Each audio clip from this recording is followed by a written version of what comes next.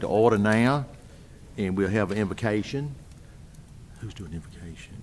You got anybody doing invocation? Okay, we'll stand and have invocation then.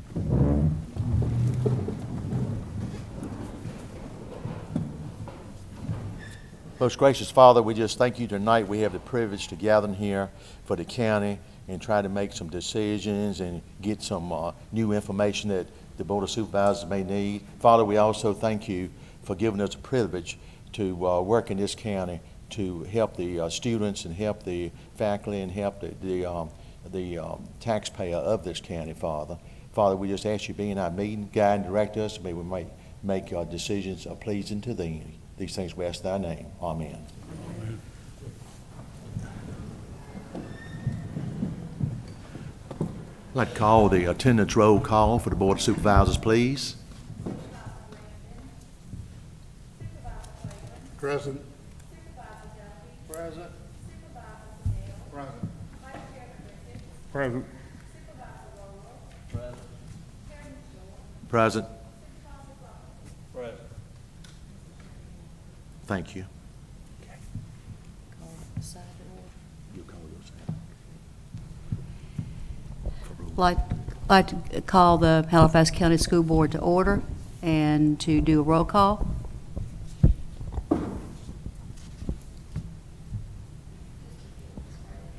Here. Present. Present. Present.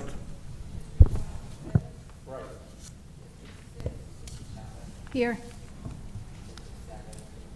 Here. Present.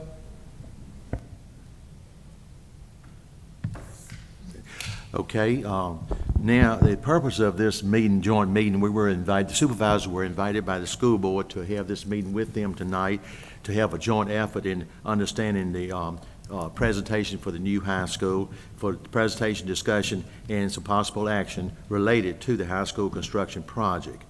And at this time, I need Ms. Fraley to take over, I guess, with y'all's guest. Yes. Mr. Boyd. See. Yeah. Okay.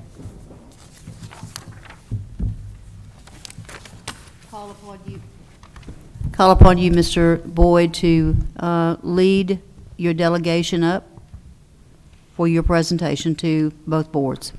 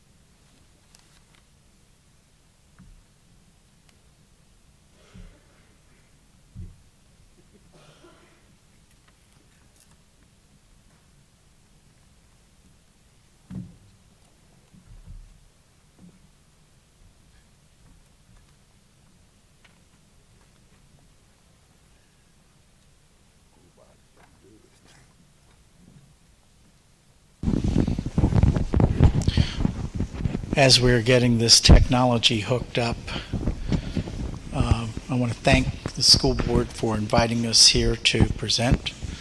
We look forward to a good conversation with the Board of Supervisors and the school board. We have a prepared presentation. The first part of that will be presented by Skanska, but for those who don't know me, let me introduce myself. I'm Jim Boyd. I'm one of the partners with Grimmon Parker. I work in the Charlottesville office. We're a firm with about 100 architects, and about half of our work is K-12. We specialize in K-12. To my left is my colleague Steve Munt. Steve is also a partner in Grimmon Parker, and he's our studio leader in Charlottesville. The two of us have been working diligently on the project. To my right is the county's project manager, I guess would be the right term, who's from Skanska. Skanska is managing this project for the county. You know, sometimes when we work with large suburban counties, they'll have a whole department of people that for facilities, and they have their own project managers for school construction. Halifax County doesn't build a school every year, so you don't have a department like that, so Skanska is managing that role. So this is Vince Maresca. Not with us tonight is Curtis Ellswick, who is heading the team from Skanska. Also with us tonight, out in the audience, are two individuals from Shockey, Howard Shockey, who have been hired as construction managers at risk. And basically, that's your builder. They're the people who have been working diligently on pricing. We have John Tingle and Thomas Keaton. Thomas and I both happen to be Halifax County natives. I still own property here, so I will be paying for this school under no matter how we pay for it. I've got a participatory role. With that, I'm going to turn the microphone over to Vince, who's going to start the presentation. Good evening. As John mentioned, my name is Jim Mimich. I'm Vince Maresca, project manager for Skanska. I am the school board's project manager on this project. This is our site as we see it from a bird's eye view right now.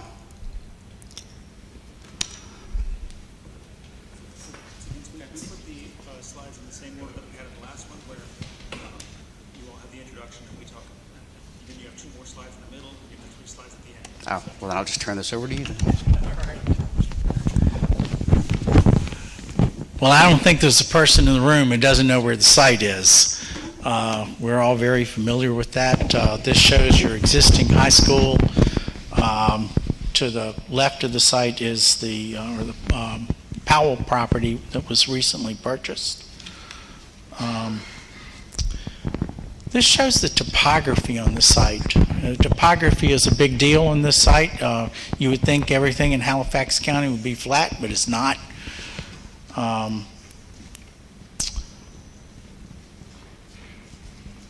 This is a very important slide. Unfortunately, these lights are not helping this imagery at all. But if I can kind of move my cursor a little bit, this is where your existing high school sits. It's the building that we're in.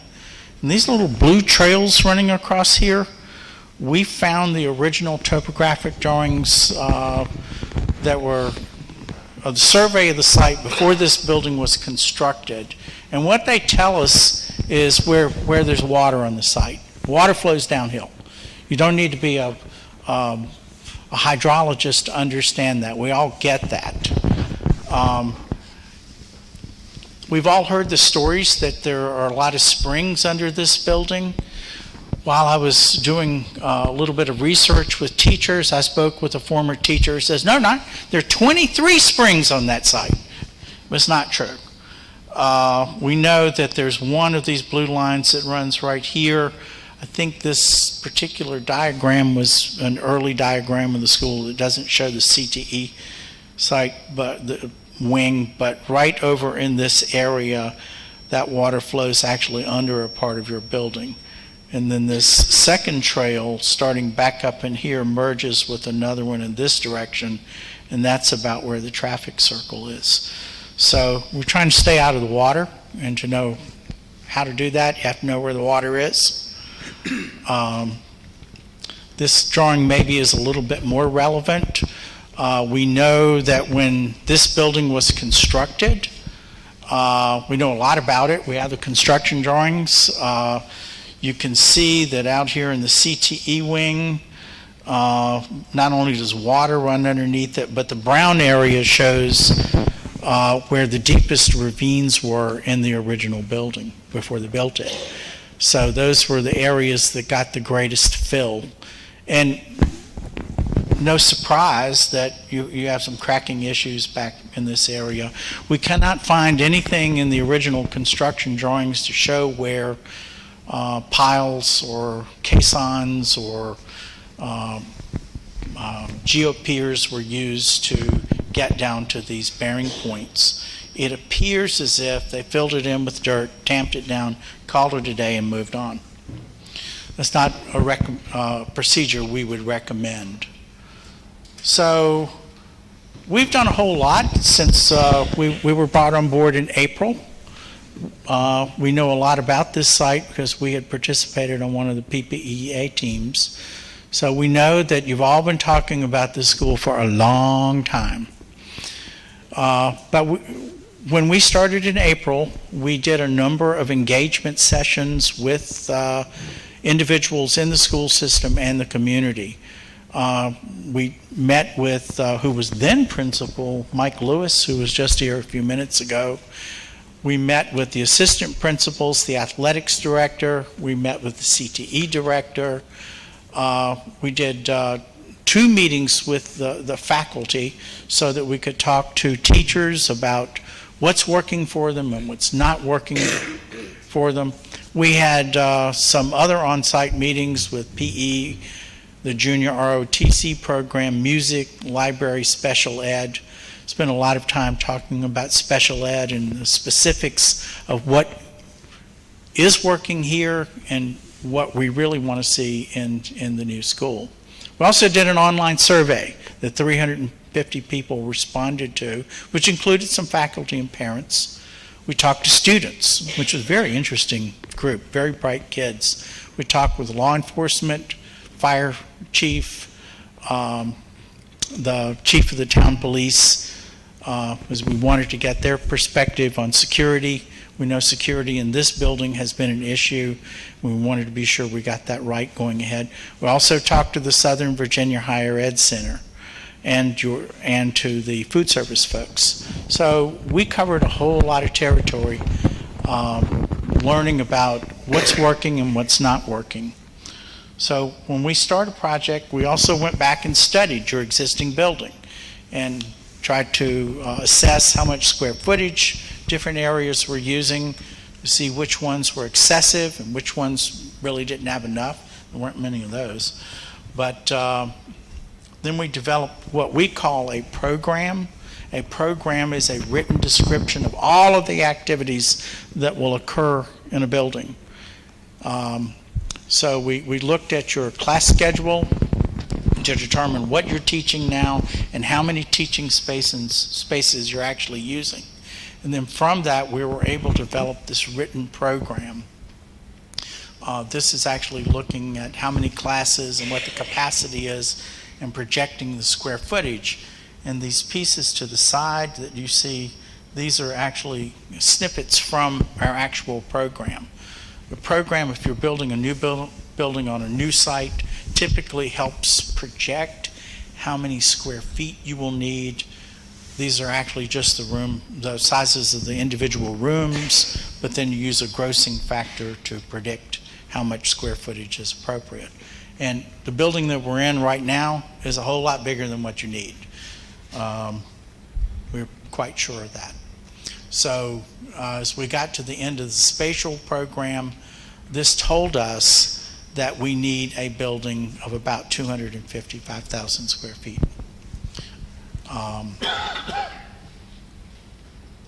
So going forward, we wanted to make sure we didn't make the same mistakes, if I can call them that this building has.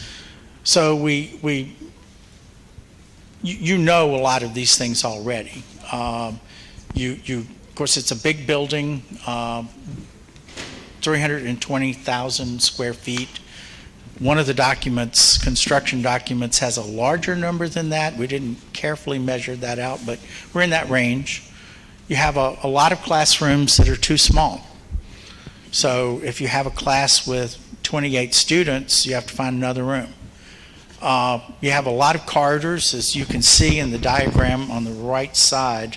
If I use the cursor, these corridors that do these zigzags make it impossible for faculty to monitor what's happening, because if you're a faculty member and you're poking your head out here and something's going on over here, you can't see it. And if you can't see it, bad things happen. And you know, there have been a number of disciplinary hearings in the last year. This corridor at the top is my favorite. It goes down and zigzags and goes over and zigzags again.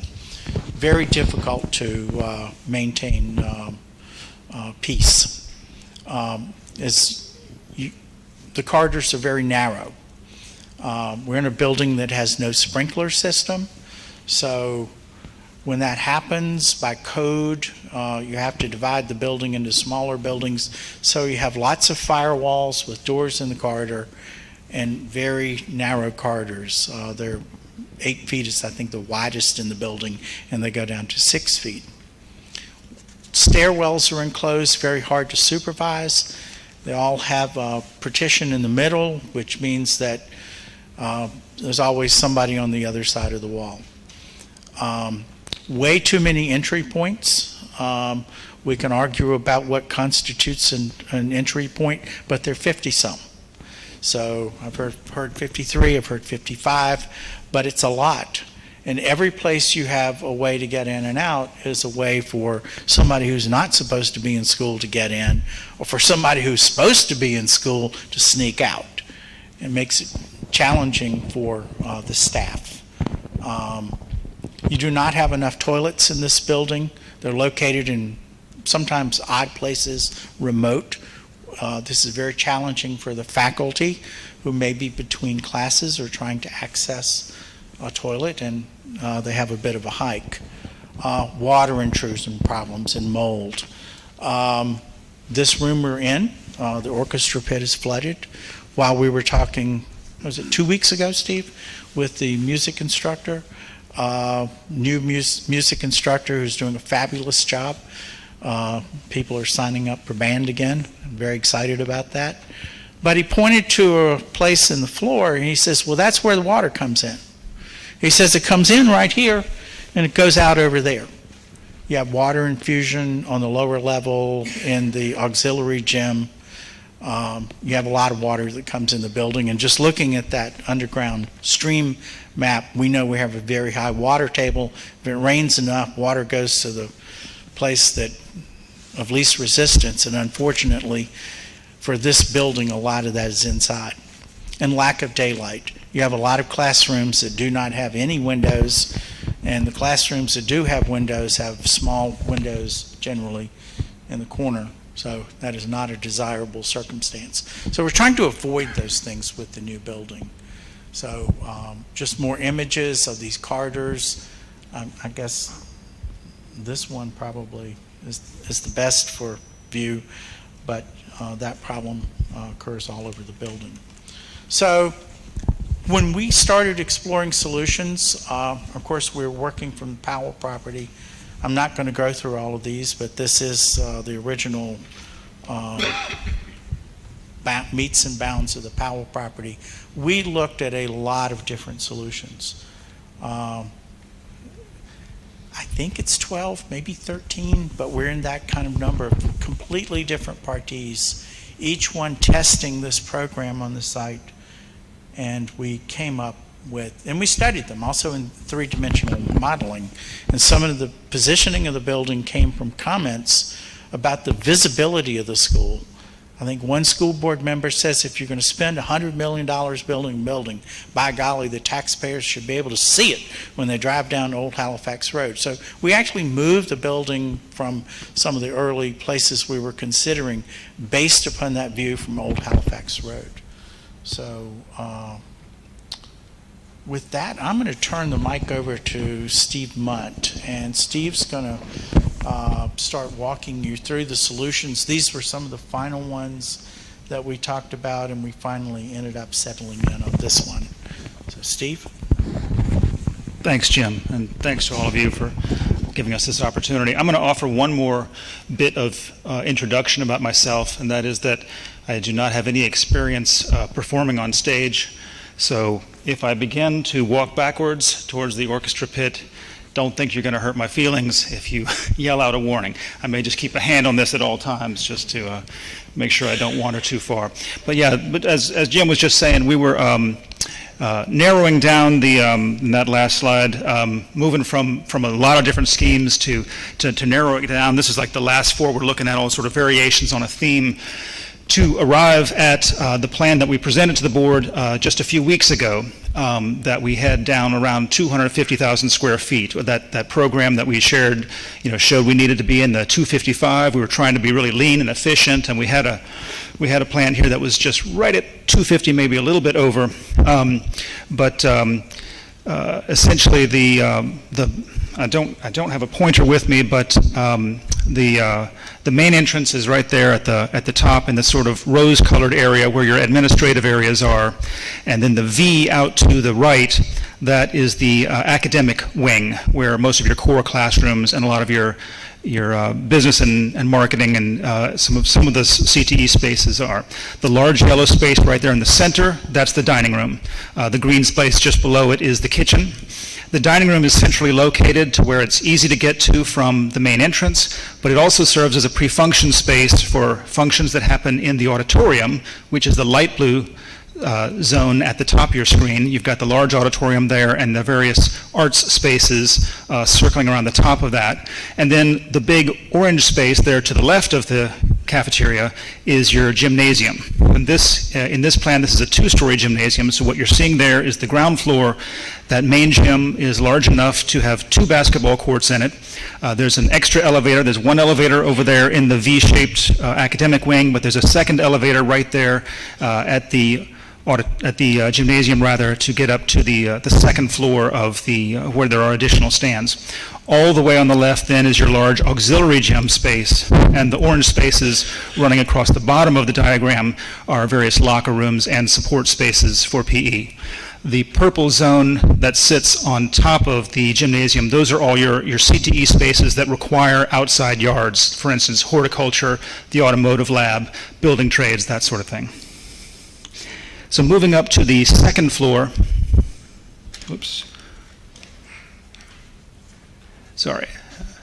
Here we go. Moving up to the second floor, then you see in the blue at the top, that's the upper level of the auditorium. It's not actually a balcony, it's just that the seats slope up, and so in this diagram you can actually get into the auditorium at a higher level too, at the second floor. Then in the big orange volume there on the left, that's the second floor of the gymnasium with stands around on all 4 sides. The corridor to the sheet south of the gym there, which got some purple space and some light blue. Those light blue spaces are your art rooms. The purple are your junior ROTC program. And those 4 orange classrooms there on the right-hand side of the gymnasium, those are typical classrooms, but they needed to be located real close to the gymnasium because when you have basketball tournaments, you need more than just 4 locker rooms. If you have 8 teams visiting, you've got 4 locker rooms to use on the ground floor. You need 4 more spaces in close proximity to the gymnasium to use as additional changing areas for visiting teams. So that's why those 4 classrooms are located there. And then the academic wing, again, the light purple are core classrooms, the darker purple are some of the CTE spaces, and the green, the sort of teal color in the lower leg of the academic wing, those are all your science labs.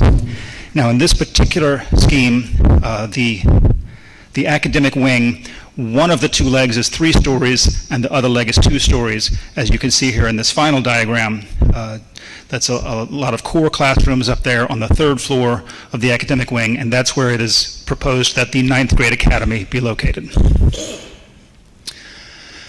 So with that introduction to the plans that we presented to the board a month or so ago, I'll show you some of the 3-dimensional imagery that we came up to go along with that concept. This is an aerial view from above Old Halifax Road, looking back over the top of the parking lot toward the building.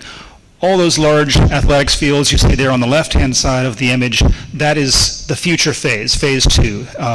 We're not planning that as part of this project, but we do know that however we plan the parking and the bus loop and the building in this phase, we know we need to leave space for a future phase that involves these athletics fields, and so this is the concept that shows how those would eventually fit in. Here's a view from the south, aerial view looking back toward the school and with the athletic fields on the right, and the bus loop area there to the south of the school. Here we're getting in a little bit closer to the school, so you can begin to see that's your parent drop-off loop right there in the front. The way this site is designed, you can get in and out of the parking lot. All the smaller vehicles can get in and out of the parking lot without interfering with the parent drop-off loop. The parent drop-off loop is completely separate from parking, also separate from the bus loop, and so all this, you can see it better from this angle, but all of the parking and then the parent drop-off loop and then the bus loop are all kept separate, which is really how you want to design a school site, to keep those different types of vehicles separated from one another. It's envisioned that buses coming to the school here are coming from one of two places. Some of your buses are coming from the middle school, so they come up that road that's extending off the left-hand side of the page there, and others, if they're coming from Old Halifax roadside, it is envisioned that we will be able to use Tabernacle Trail, which is coming down there on the left-hand side of the view. So buses would be coming in from two directions, but they can get into that bus loop, park, pick up, drop off, turn around, and go back out those same two ways without ever interfering with the traffic of the smaller vehicles. So again, back to our three-dimensional views. Here we are with a close-up of the proposed design for the entrance to the school.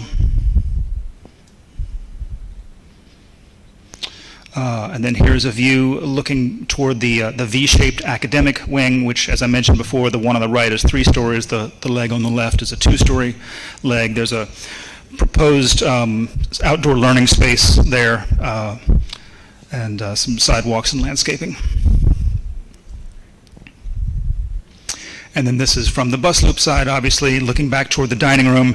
There's a outdoor dining area there just outside the dining room, and here's a closer view of that.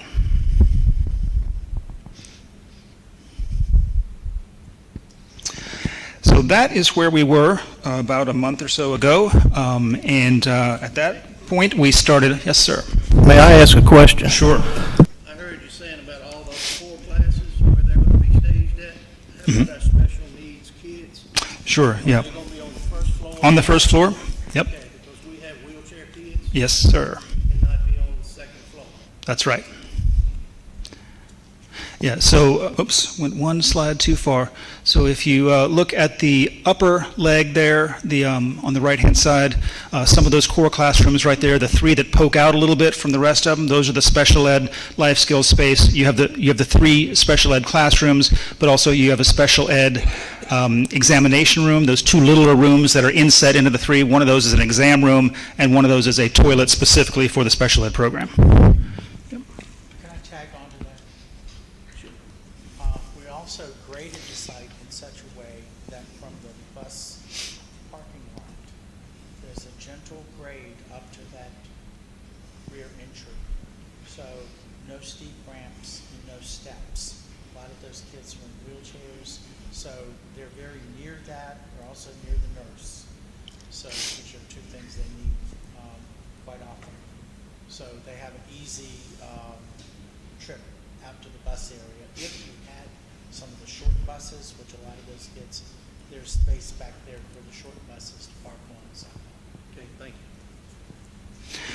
you. Okay, so it was at that point that after we had this design that the cost estimating began. You know, we've had conceptual estimates of cost throughout. We're designing for value throughout, but it's only when you really actually have a schematic design can you really get the cost estimators something in their hands to react to. And so at this point, we had our professional cost estimators do a cost estimate, and likewise the construction managers at risk, Howard Shockey, who are here today, they did their own estimates, and I'm going to hand it back to Vince to talk about this part of the presentation. Thanks, Steve. As Steve mentioned, Gerwin Parker had a third-party cost estimator do their estimates. We also had Howard Shockey & Sons do cost estimates, and the project team did spend a good amount of time reconciling those 2 estimates to come up with numbers that we feel are accurate and that we can move forward with. So the estimates reconciled with Howard Shockey & Son came in at $105,464,800, and the current construction budget, not including soft costs, we're looking at trying to get to 91.5 million. That gives us a variance of over budget of almost $14 million.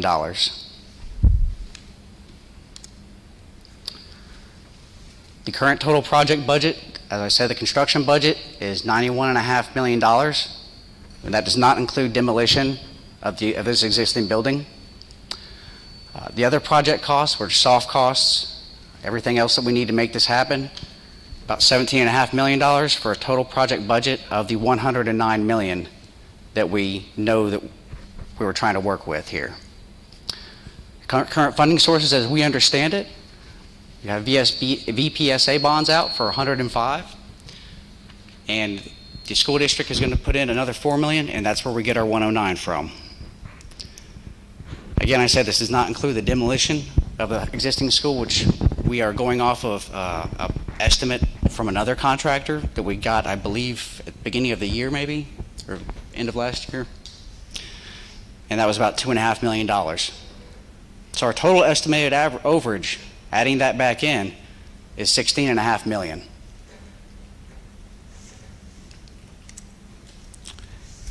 And that is where we stand on the numbers as of this point, and I'll turn this back over to Steve. So with that in mind, knowing we had an issue, we began to explore what might be some ideas to save on cost. And we presented a number of ideas to the school board, and they've been giving careful consideration to all of these ideas and have had some meetings to discuss what their recommendations will be. But what I'm going to present to you is the list of several ideas that we have looked at. Now, there's a lot of other smaller ideas in addition to this, but they deal with specification items that are, these are the changes that we have proposed could be made that you can actually see in the drawings here. And the biggest of those was considering that maybe this gymnasium is not a two-story gymnasium. Maybe it's a single story, because if you go to a single story, you eliminate that extra elevator, you eliminate 4 stairs, and you eliminate a lot of the circulation that has to access all those spaces on that upper level. The new gymnasium that we'd be proposing that was a one level only would still seat 2,500. In this one, it would, because by the time you make a gymnasium large enough to seat all 2,500 spectators on the floor, at that point, that gymnasium is large enough to fit 3 full basketball courts. So if you have 3 full basketball courts in the single-story gym, you no longer need the auxiliary gym. So there's a savings there. Now, the size of the gym is actually a few hundred square feet larger than it was before to make that happen. But because you eliminate the auxiliary gym, and because you eliminate the stairs and the elevator and a lot of that circulation, there's a net reduction in square footage. And you also reduce a lot of the height of the gymnasium, which, volume costs money too, going up higher with the walls. So we felt like there was a good opportunity there for some savings. We did actually add a wrestling space that we had not had in the previous plan, but we then we had a space that was a fitness and weight training space, and we reduced the size of that to accommodate for the additional space we added with the wrestling space. So we group all that into the single-story gymnasium concept. The second thing we did was we reduced the music program. Our recommendation was for 2 music labs. That's pretty standard with high schools, to have 1 lab for band and 1 lab for choir. They're slightly different sizes, slightly different configurations. The things that you do to adjust for acoustics in the 2 spaces are a little different.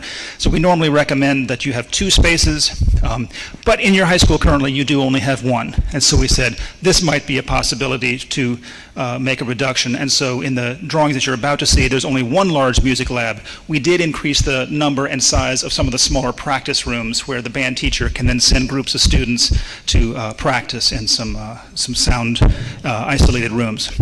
We also reduced the size of the drama program. In the drawings that you just saw, the drama program spaces have 2 dressing rooms that are large enough that when combined with an operable partition in between, you get a space large enough to become a rehearsal space. That's a more generous program than you have currently. Currently, you just have small dressing rooms and makeup rooms. So in this concept, we did reduce the size of the drama program by just going to smaller dressing, makeup, and set construction storage areas.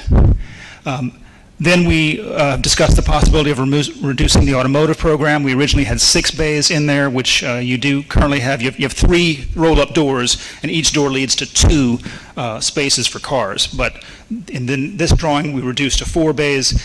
And then also, we talked about the possibility of reducing the corridor widths. In the drawings you just saw, the corridor widths are all 12 feet. But you're not going to put lockers in these corridors. The students today just don't use lockers the way they used to.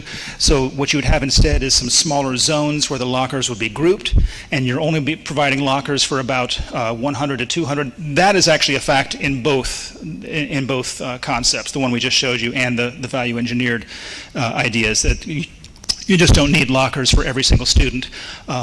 So the point is that because you don't have lockers lining the corridors up and down the full length, we can go to a narrower corridor.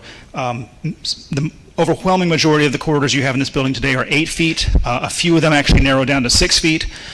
Everything we're showing here is 10 feet. And without the lockers in there, we feel like the 10 feet is a viable strategy. So with all that in mind, you'll see the plan looks very much the same. The big difference here is just that gymnasium. As you can see, it's got 3 full-size basketball courts, and all the stands are on that one level. If you look up above the auditorium there, in that light blue space along the top of the auditorium, you can see that the amount of space we've devoted to the drama program is reduced down to just some narrow dressing rooms and makeup rooms. The automotive lab there in the dark purple zone just north of the gymnasium, that automotive lab has reduced in size because it's now just showing 4 bays lined up. And then the music program, also in the light blue area next to the auditorium, there's just 1 large music lab there instead of 2.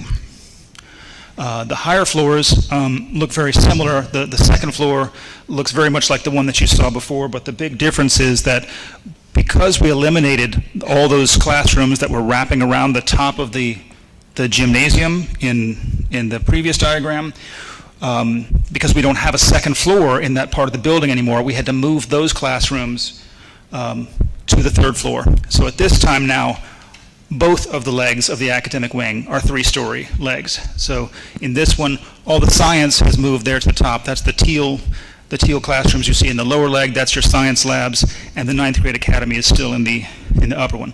I would just say one other thing, that although we moved the junior ROTC program and the arts spaces over there to the academic wing, we did still keep those 4 classrooms right adjacent to the gymnasium. The 4 spaces that you see there running up and down the left-hand side, those are those 4 classrooms in the PE area that can still be used for changing spaces during tournaments.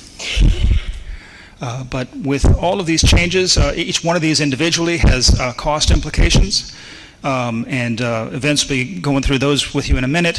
But just to show you the same views that we showed you before, but now with the redesigned space, as you can see, it looks very similar to what you saw a moment ago. The biggest changes are visible. These views all look very much the same.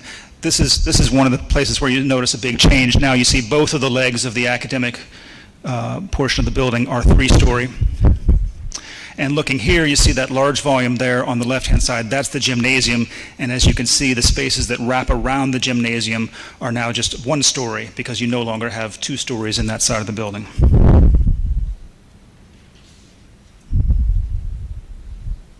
So, the results of all those studies, I'm going to let Vince explain some of that.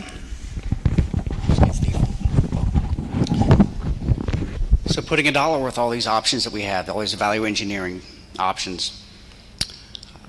First of all, the options themselves. How do we get down to where we need to be, the 109? To get down to the 109, we can do what Steve was talking about. We value engineer, or we get additional funding, or we do a mixture of both. And here's some numbers for those reductions.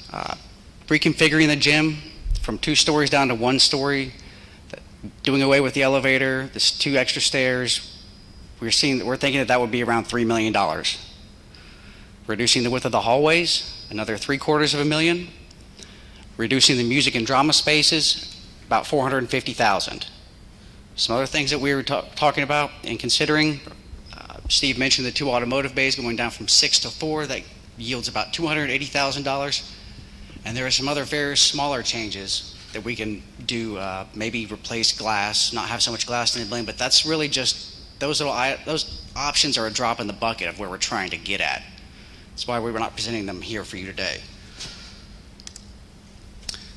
So option A, no changes to the current design. The total estimated project cost, including the demolition of this building, is $125,500. Our budget, you know, is $109,000, so that's our delta of $16.5 that we're over. Option B, reconfigure the gym and reduce the width of the hallways. That brings us down within $12.75 million of where we need to be. Option C, that's the gym, the hallways, and now we're reducing the music and drama. That gets us down a little bit further, and now our delta is $12.3 million. Option D, that is everything above, plus the automotive bays. That gets us almost within $12 million of our where we want to be at in our budget. And so I guess what we're looking here from the boards today, if we could, is the project team needs direction. We've kind of come as far as we can with the schematic design and our estimations that we feel are pretty accurate. What we're looking for now is just direction. Tell us where you want to go. I believe that is it. Do you have any questions? Yes, sir. With the part there, when we got the 3 stories on both sides, do we have an elevator on either side of those, or the one on one side, or what? In the academic wing, the V-shaped academic wing, there's an elevator there, yes. And that'll take care of both sides? Yes. Okay. In the 2-story gym scheme, there are 2 elevators. Right. One by the gymnasium and the other in the academic area. But this one, there'll just be one in the academic? Okay. So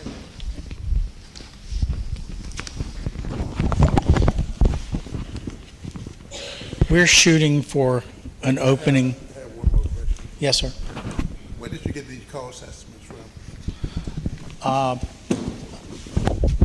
These guys. Shockey. Shockey. Have there been any competitive estimates from anywhere else? Well, we had an independent estimating firm, Downey Scott, also prepare an estimate, and Shockey prepared an estimate.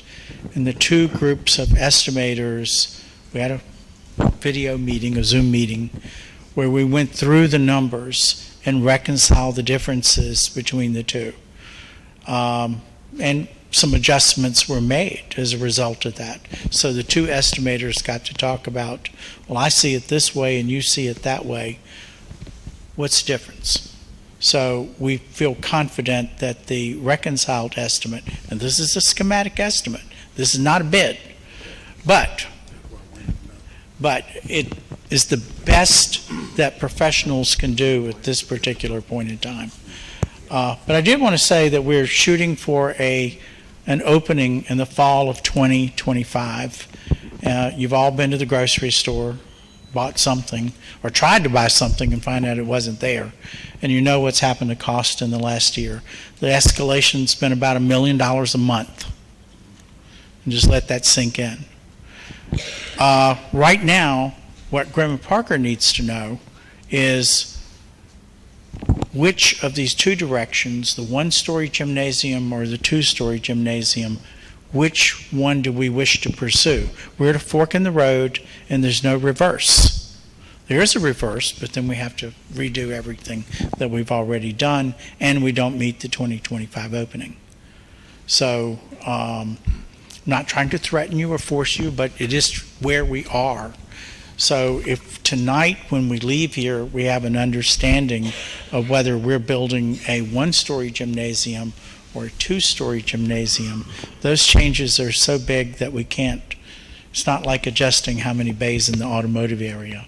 It's a different kind of change. So we'd like clarity on that. A question, the 1-story, gym layout.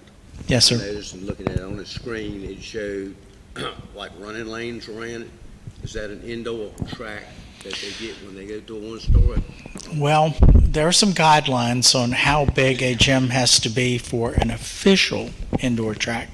I'm not sure that we meet regulation requirements for competition indoor, but you could have an indoor track team, whether you met the regulation or not. You might have to go to another school where the meet's held. I know Heritage High School does hold those meets, and they have a similar gym. And for the Board of Supervisors information, if you could explain construction management at risk and Shocky's profit margin. And from what I understand, that's just a set margin for them. It is. And they get no other, well, go ahead and explain it if you would. Well, we went through, actually, Skanska managed this process, and maybe Vince is the better person to talk about it, but I will say that we advertised, we put out an RFP for construction managers. And we got a number of responses. We shortlisted 3 of those firms, interviewed them, and after the interviews, Skanska was determined to be the best fit for Halifax. Shockey was determined to be the best fit for Halifax County. They had the best prices. They provided a price for what we're doing right now, a fixed price for what's called pre-construction services. They're working with us to work on estimates. They had to submit information on their overhead and on their profit. And their profit number was the most favorable of the 3. So although the number isn't agreed to, the methodology on how to get to is agreed to. So they continue working as we go into the next phase in design development. We will be filling in details about, science labs, and we'll actually be detailing all of that casework and filling in information in the PE area. We'll pick out lockers. We will have some. Those kind of things will become more. We'll have a lot more information, and we'll price it again. So, and they will get competitive numbers from vendors, not necessarily their brother-in-law or their best friend, because they've got to get a good number, but also people that they know they can depend on that'll show up and have the capacity to do the project. So basically, what we're looking at now is the best cost estimate with several people looking at it and coming up with. Correct. It's not one person sitting in a room kind of dreaming up what they might build a school for. It's a deliberate exercise by 2 different groups to merge at numbers. Okay, and to get to a final number, we have to get to the end of design. Right. We have to put projects out and receive quotes and then put numbers together. And that's when we know exactly what this project Yes. will cost us. Yes, this is, And the price, hopefully will go down some, but it's a possibility for it to go up it some. is, and, we're looking for opportunities for ways to snip money out here and there. And of course, you're going to build a $100 million school. You don't want to build the cheapest thing you possibly can. It may not last 50 years. So we have to think about good choices. But for example, we're proposing brick. Which brick? There's a big difference in cost. So we'll go looking to see who's got the best price on a traditional red brick color. And it might not be the firm that Shockey used on their last project. So we'll get a price on that. And you never know. Sometimes you get a surprise. Somebody made a lot of brick that they couldn't sell, and they're really glad to get rid of it. So that happens. So, but everything we'll be looking at more carefully, looking with an eye to figure how can we do this to bring the best value to Halifax County. One additional point that I would add to that. Is that, well, yeah, you raise a great point. These are the estimates at this time. with the construction market being the way it is, absolutely things could go up. It's not a guarantee that this is the price of the building. And we will be continuing to look for efforts to be as efficient as we possibly can to keep costs under control. But the point that I wanted to make is that both Shockey and our professional cost estimators do factor in escalation. So the numbers are not just today's numbers, but they are looking to what it is forecasted the numbers will be at the midpoint of construction, knowing that some of the trades, buy out their materials and labor earlier in the project, some later. You forecast what you believe the construction cost will be at the midpoint of construction, because that's an average. So both of the cost estimates that were reconciled with one another did include escalation for the future. Do these cost estimates include contingencies? Is it contingency in the building, and is it contingency also in your total project cost? Yes. Yeah, both. So there's contingency, just acknowledging the fact that this is only a schematic design. The further you get with the development of the documents, the better your estimates of probable construction costs can be. So earlier in the project's design phase, you use larger contingencies to account for things that are yet unknown. And then secondly, there is a construction manager's contingency that will be factored into the price, a construction contingency that's there for things that are discovered during construction. If you encounter, for instance, more bad soils than you thought you were going to encounter, and there might need to be a little bit of additional excavation or something like that, you've got some additional padding there in your number to account for those kind of things that come up. Let me ask you a question. Now, we have been meeting for probably a year. Am I correct? It's a little bit more. We've been meeting for quite a time. Are you talking about us? Yes. We were hired in April. No, they wouldn't have that school. Okay. Because the numbers that we had earlier were nowhere close to these numbers we're getting now. That's why we knew that we was ready to somewhat build this school, but the numbers we're getting now are way off than what we were told earlier. Can you help me with that? Are you talking about the PPEA proposal? Yes. Okay. I'm sorry. We were not on that team. I can tell you, and you ask a great question about estimates. In the PPEA, the number that you see isn't the comprehensive agreement. We do PPEA projects other places, so there's usually an initial agreement, there are further drawings and more pricing, and then there's a final agreement. So I don't know what number you saw earlier, that we were not involved in that, but that number wasn't a final number, that I can tell you. Am I right about? Oh, that's Please correct me if I'm No, wrong. it's absolutely correct. It's- It's no one's real fault. It is the market conditions. Escalation being at what we're seeing was 15% this year so Yeah. far, which is more than $1 million a month. And it's hard to fathom that could actually happen, but that is just the market conditions right now. So any number you got a year ago, or even at the end of last quarter of last year, those numbers, they're just not good numbers anymore. I think those numbers came from August of 2020. Is that right? And between that time and now, I mean, that number would have gone up. How much? I can't tell you, because I wasn't involved. But that's when most of the escalation has occurred. And it hasn't been on everything. You know, if you buy hardware, it really hasn't gone up that much. But roofing has doubled. How much inflation have y'all seen in school construction, say average over the last 3 or 4 years, and then what we've experienced this past year?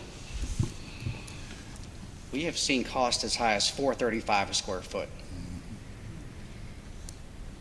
We're at, what, We're at 371? 370, about that. Right, which is, for today's market, a really good number.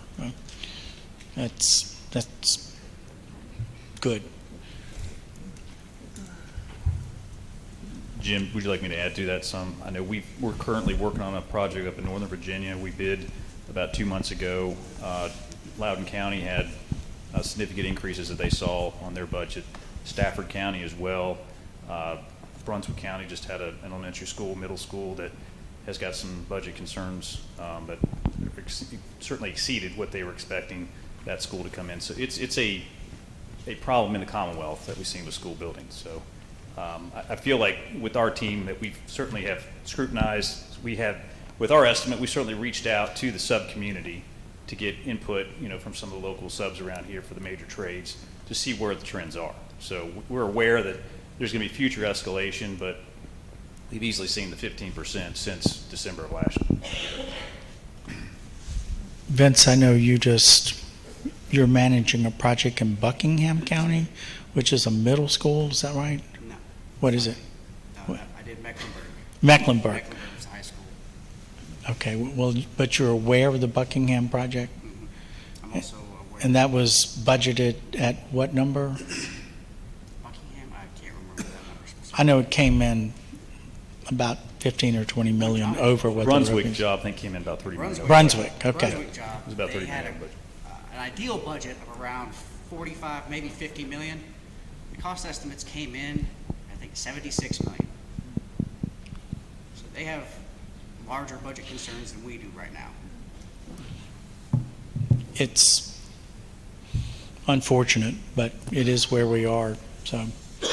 Now, your timing might be good. I mean, I don't know what the next year will bring, but some people are thinking that the escalation may level off after the first of the year, which is about when we'll be looking at a comprehensive agreement, guaranteed maximum price. I have a question. Is the profit margin negotiable? It's always negotiable, but right now it's nothing they had said in that you could, I know they gave that estimate with your. it's a really good number right now. I don't think I would encourage you to move away from it. It's do you remember exactly? Do you guys remember what you? we're at 3%. Yeah, So it's a very 3 competitive point rate something, and market rate might be more like 5. So I'm not sure you would want to pull that lever. I didn't say I was going to pull, I just asked a Yeah, question to get an answer. It's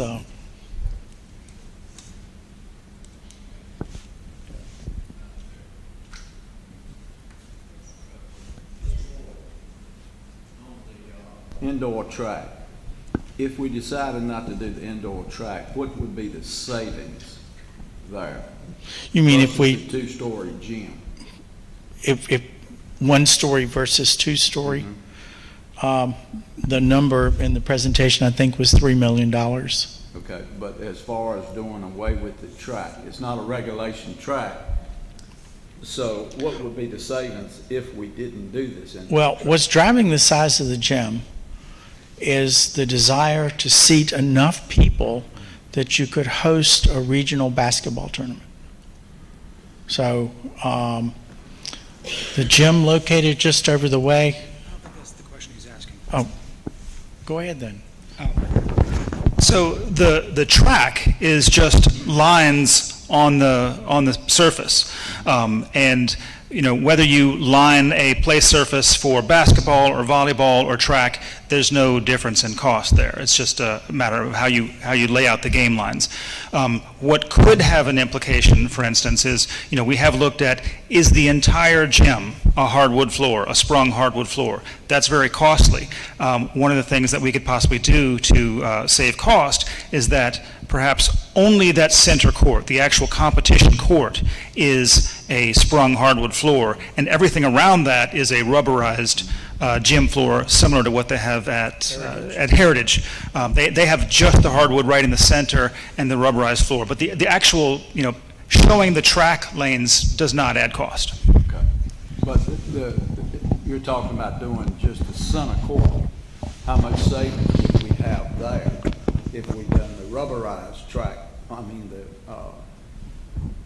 inside, do the basketball courts in the rubberized on the outside, and just do the wood on the inside. How much savings would we have there? I don't know. Right now, it's priced as all wood.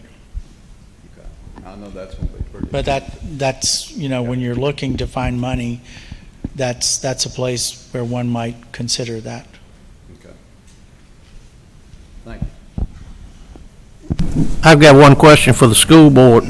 Looking at this Virginia Public School Construction Grant Fund created, I know that comes the end of this year, beginning of next year. Will you all be applying for that, and how much?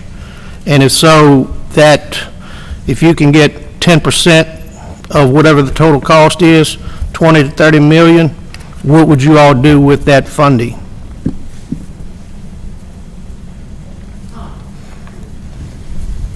We're going to apply for the maximum amount we can apply, and that money, every dollar of it will go towards this project. I mean, that's exactly what it's designed for. So I just found out about it yesterday, and we've known about it. It's been out here. When the governor came to open the school at Mecklenburg, he made reference to it, but we haven't seen the actual procedures for it. And so I copied it all for you, what you have in your package, what we know about it up to this point. And I put all the information that I found out about it just yesterday on a call. So we would be, what I found out yesterday is that our project qualifies. And one of those strongest stipulations is that you have to prove local commitment.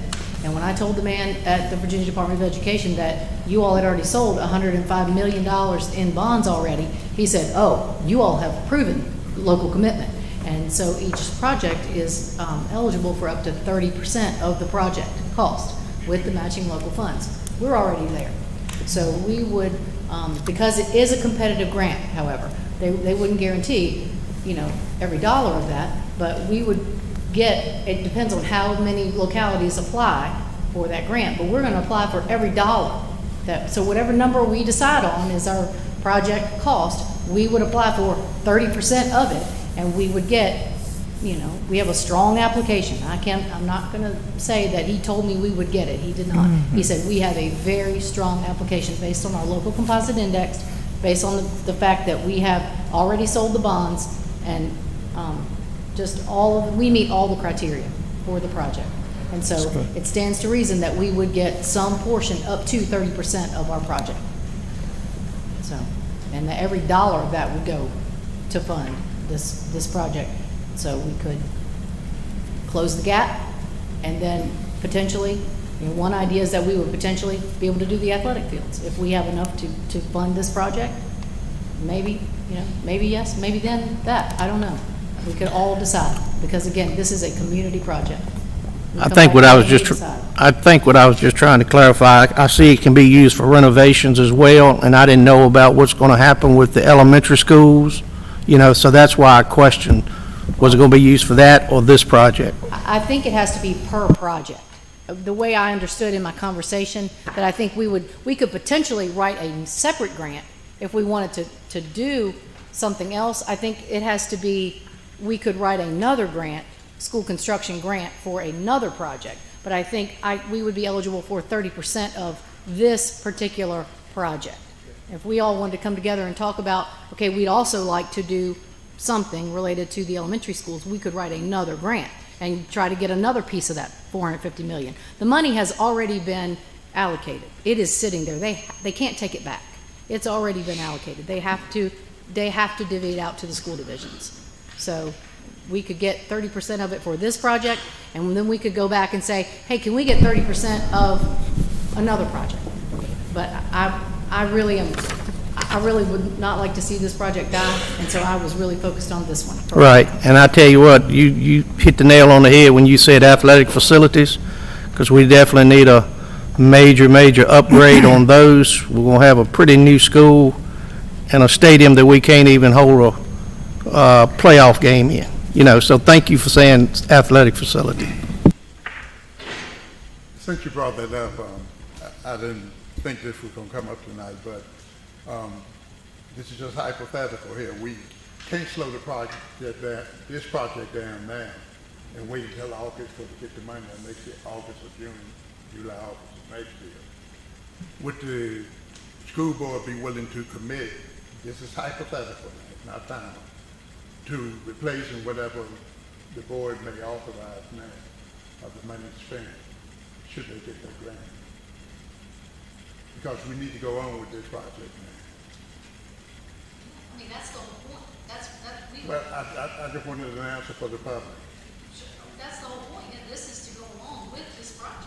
But I say it should, the board, this is hypothetical, it's not final. Should the board advance that money? Would you be willing to replace the money advanced with that money? Do you understand what I'm saying? Yes. Okay. I just wanted that answer.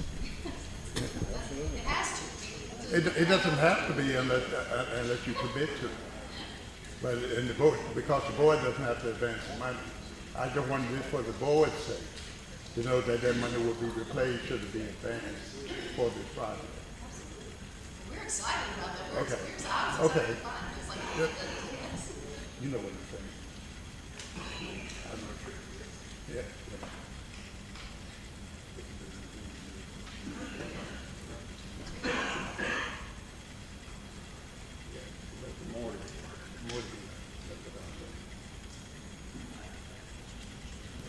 Okay, any more questions from the Board of Supervisors? Okay, I'll turn it back over to you, Ms. Fraley. If y'all got some questions for us or some suggestions or Are there any whatever. questions that you folks have for the Board of Supervisors, or just questions in general?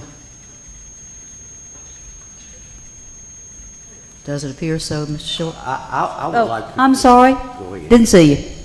Go No, ahead. I was just going to say, how do we proceed? You know, what's the next steps? Because obviously we all want to move forward, and we don't want to lose another year.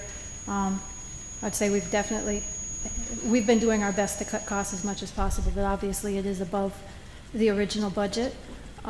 So we need some sort of approval or agreement to be able to move forward and continue with this. And obviously, we're going to apply for that grant. We're going to continue to cut costs within the school systems, but we need to know if that grant doesn't come through, do we have funding available? Are we going to be able to finish this, or are we going to get 2 years down the road and be half a building? So I think that's what we're asking for as a board, is just to make sure that we're okay to proceed. So I guess I'm gonna ask for the board, what is the dollar amount? Are you making any changes from plan A, B, and C, and D, I believe? Or are you going towards the original? I think I think the consensus, and guys, speak up if I'm misspeaking here, but our preference is the original one that we presented. You saw the multiple iterations that we went through. We went through about 12 different versions trying to cut it down. We had some that had some extravagance, but we really did try and get it down to the bare minimum without any real extras. I think the board agrees with that, if we can do that. If we can't, we have to start cutting stuff, but that cuts into the feasibility and really the usability of the building. So I think the original request is the full original presentation. Okay, I'm speaking for the Board of Supervisors again. So we need a motion from you all that you want another $16,500,000. Is that, well, I mean, $500,000. Is that the way I understand? You know, we agreed to the other amount, so you want to increase that request or not?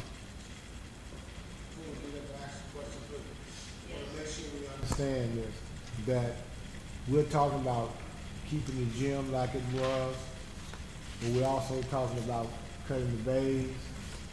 And y'all tell me if I'm doing something wrong now, but cutting the bays from 6 to 4, and we're gonna trim the corridors from 12 to 10, right? Is that what we just passed? No, that's what we just, was that what we just passed? That's y'all's decision. And I'll answer that, Mr. Potts. Yeah, the motion was, the preference was to keep the building as is, understanding that we've made significant cuts and efforts to make this as most affordable, yet meet the needs of the county at the same time. However, if we had to make cuts, those were the first two that we were willing to look at.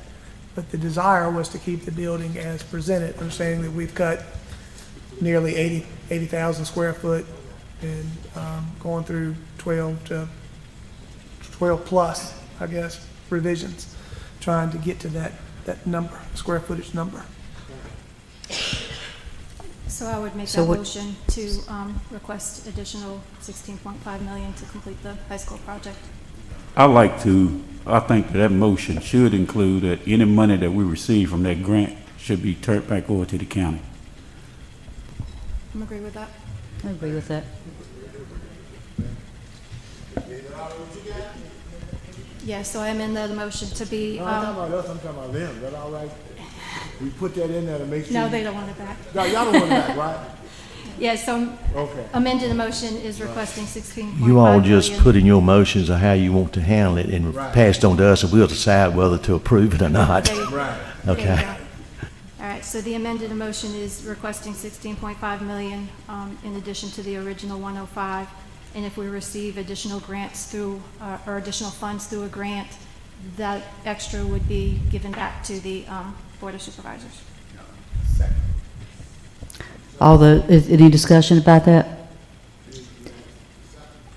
We have a second, right here. Okay, all those in favor say aye. And all opposed. Motion is carried.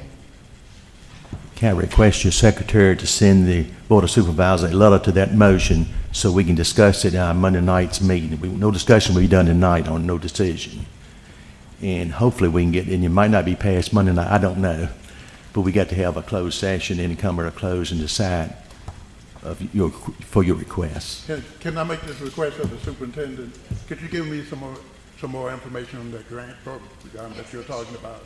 What I know to this, I'm waiting, I have another phone call. I need a little bit. But what I have is in your folder. Yeah, it's in there, but I would need a little bit more on what type program we're dealing with. This is what I know. Yeah. I'm trying to do everything I know, but I I know mean, on Friday. yeah, if you would contact them so I can get some information Yes, sir. on what's going to be involved with that. Yes, sir. I mean, for the protect the county, should Absolutely. we do it? Yes, sir. By all means, it's a lot of money. Yes. If you need any, if you have any questions or anything before your meeting Monday and you need additional information, let us know as well. Yeah, except for, Okay. I like that. Yeah. anyway. Absolutely.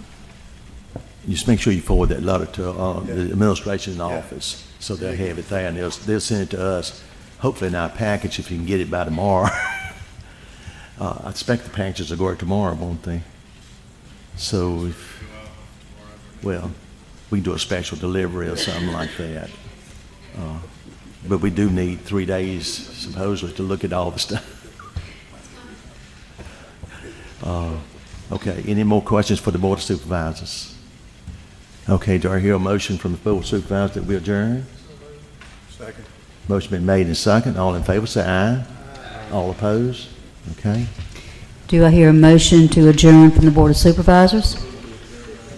And I hear a second? All those in favor say aye. All those opposed? Motion's carried.